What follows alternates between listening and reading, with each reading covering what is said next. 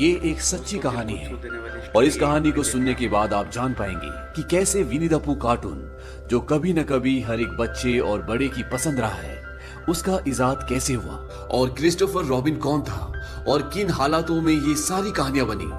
ये कहानी शुरू होती है वर्ल्ड वॉर 2 से सन 1941 में, जब एक आदमी जिसका नाम एलन अलेक्जेंडर मिलन है, उसके पास एक औरत का लेटर आता है और उस लेटर को देखकर वो इमोशनल हो जाता है और कहानी फ्लैशबैक में चली जाती है।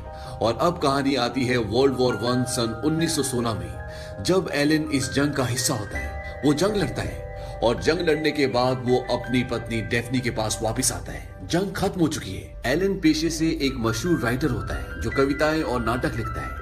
अब धीरे धीरे वक्त बीतता है और इनके घर में एक बच्चा पैदा होता है और उस बच्चे का नाम ये क्रिस्टोफर रॉबिन रखते हैं। प्यार से वो उसे बिली मून बुलाते हैं। हालांकि एलन की बीवी क्रिस्टोफर के पैदा होने से बिल्कुल खुश नहीं होती, क्योंकि वो नहीं चाहती थी कि उनके घर में लड़का हो, वो चाहती थी कि उनके घर में लड़की हो।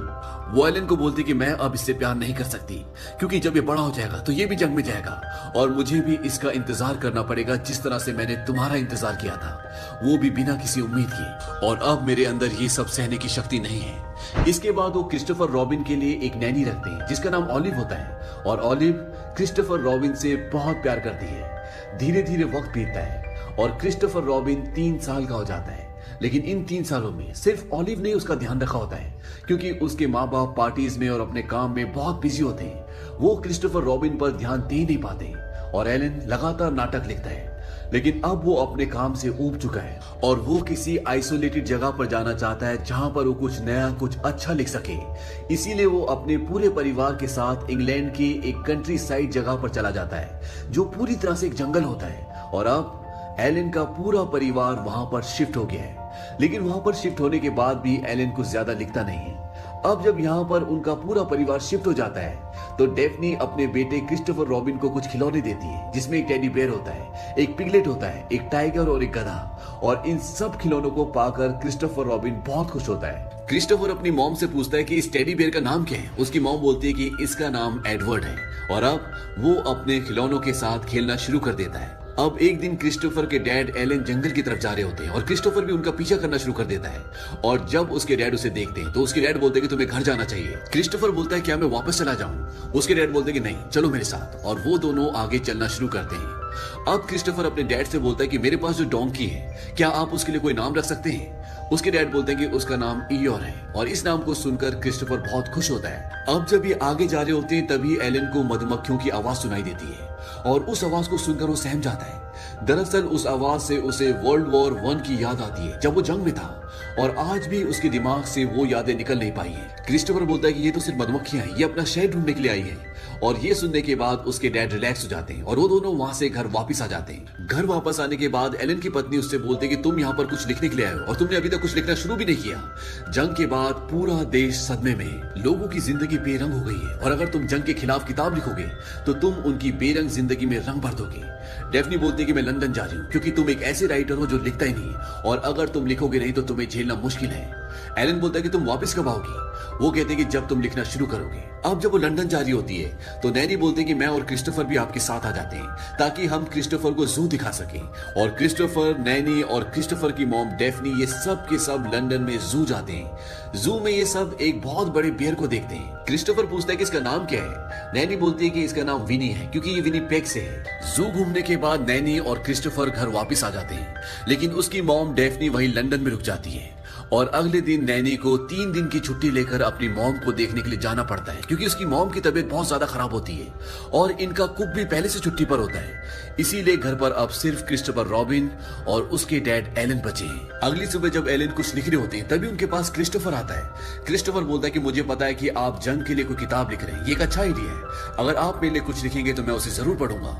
एलन बोलते हैं क्या तुम मेरे साथ बाहर घूमने चलोगे? क्रिस्टोफर बोलता है ठीक है। और ये दोनों बाहर घूमने जाते हैं और जब ये घूम रहे होते हैं तभी क्रिस्टोफर उसे बताता है कि जब हम जू में गए थे तो वहां पर मैंने एक भालू को देखा था जिसका नाम विनी था। और उसका नाम विनी इसलिए था क्योंकि वो विनीपेग से था। सिपाहियों ने उसकी मॉम को मार दिया और वो जू में आ गया, जहां उसे सब घूरते हैं। इसके बाद एलन अपने बेटे को बोलता है कि यहाँ पर मधुमक्खियां हैं अगर यहाँ पर मधुमक्खियां हैं तो यहाँ पर भालू भी होंगे। क्रिस्टोफर बोलता है कि यहाँ पर भालू नहीं है। तभी उसके पिता उसे पेड़ पर एक भालू दिखाते हैं जो कि क्रिस्टोफर का टेडी बेयर होता है, जिसका नाम होता है एडवर्ड, जो उसकी मॉम ने उसे खिलौना दिया होता है। दरअसल उसके डैड उसके साथ खेल रहे होते हैं। क्रिस्टोफर बोलता है कि आज से मैं इसे विनी बोलूंगा और वो उसका नाम विनी रख देता है। और उसके डैड क्रिस्टोफर के साथ इसी तरह से खेल खेलना शुरू कर देते हैं। जब वो डिनर करते हैं तब वहां पर खाना बहुत ज्यादा होता है और उसके डैड वहां पर उसके सारे खिलौनों को बिठा देते हैं। और ये सब करने में क्रिस्टोफर को बहुत मजा आ रहा होता है क्योंकि उसके पिता पहली बार उसके साथ खेल रहे होते हैं, उसके साथ टाइम बिता रहे होते हैं। और इस खेल में वो अपने बेटे के साथ बहुत सारी कहानियां बनाता है। वो टाइगर का नाम टिगर रख देते हैं, बेयर का नाम विनी, और जो उनके पास डोंकी होता है उसका नाम ईयो रखते हैं, और पिगलेट का पिगलेट। और इसी तरह इनके पास अब बहुत सारी कहानियां हैं। और एलन शहर से अपने एक दोस्त को बुलाता है जो क्रिस्टोफर रॉबिन और उसके खिलौनों के बहुत सारे स्केचेस बनाता है ताकि वो उसे अपनी कहानी में इस्तेमाल कर सके। और इसके साथ साथ वो एक पोयम भी लिखता है और उस पोयम को वो अपनी पत्नी को भेजता है। इस पोयम का नाम होता है वेस्पर्स और ये विनी द पूह से रिलेटेड होती है। और कुछ दिनों बाद उसकी पत्नी घर वापस आ जाती है और वो उसे बताती है कि मैंने तुम्हारी पोयम को पब्लिश करवा दिया और वो लोगों को बहुत पसंद आई है। और अब एलन विनी द पूह किताब के ऊपर और भी ज्यादा मेहनत करना शुरू कर देता है। और जब उसकी पहली किताब पब्लिश होती है तो वो रातों रात फेमस हो जाता है।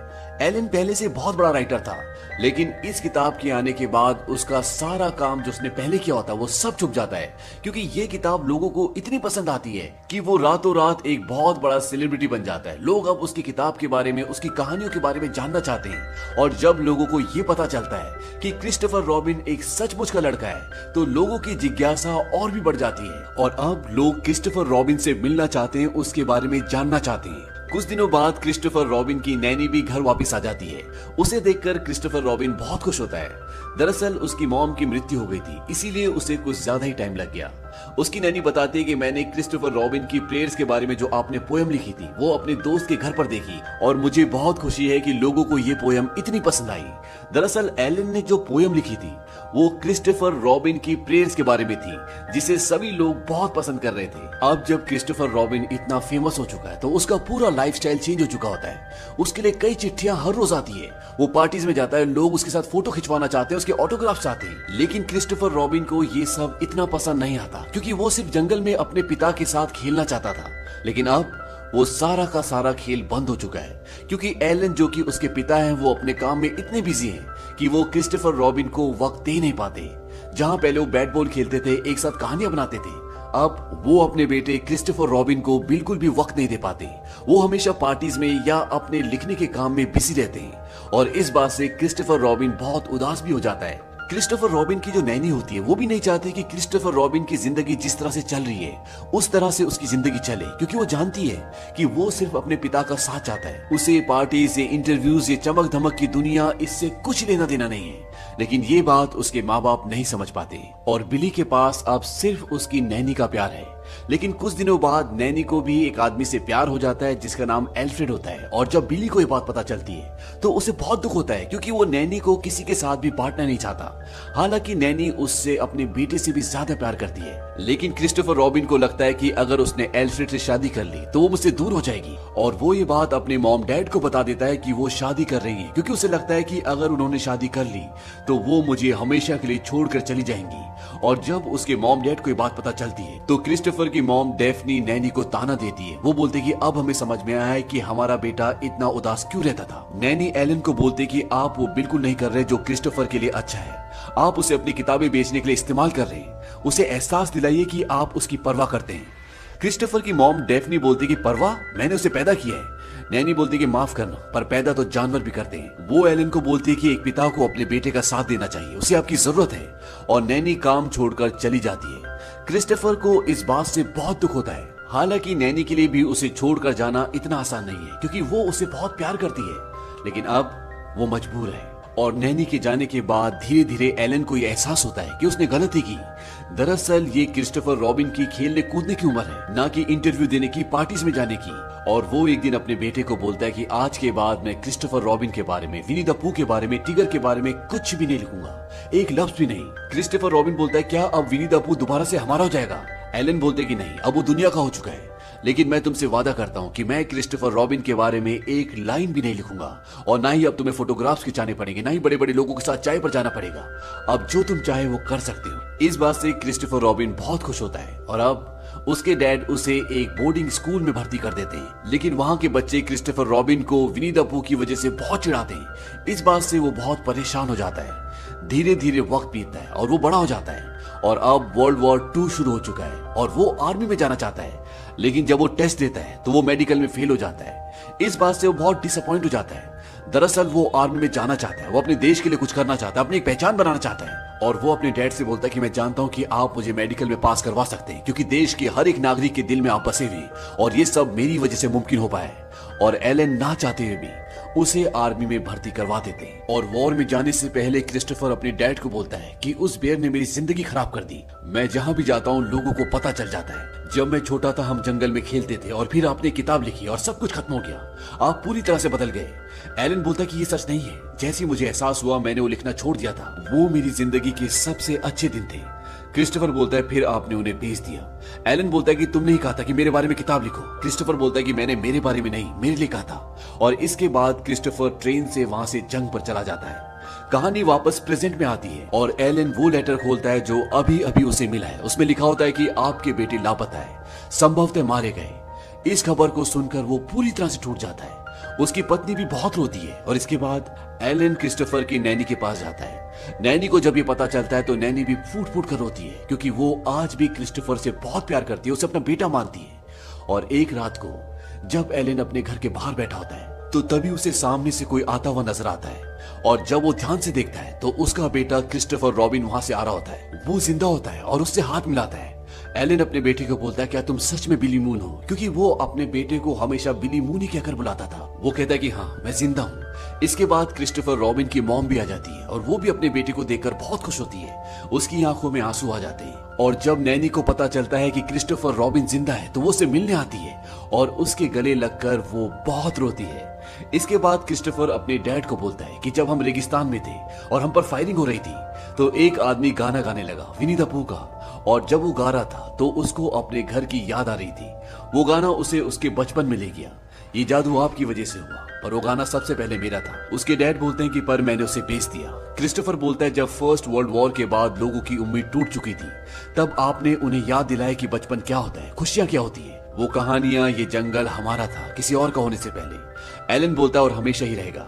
अब इन दोनों के बीच में जितने भी गिले शिकवे होते हैं वो सब दूर हो चुके हैं। पर एलन के ना लिखने के बाद भी विनी द पूह की शोहरत बढ़ती चली गई।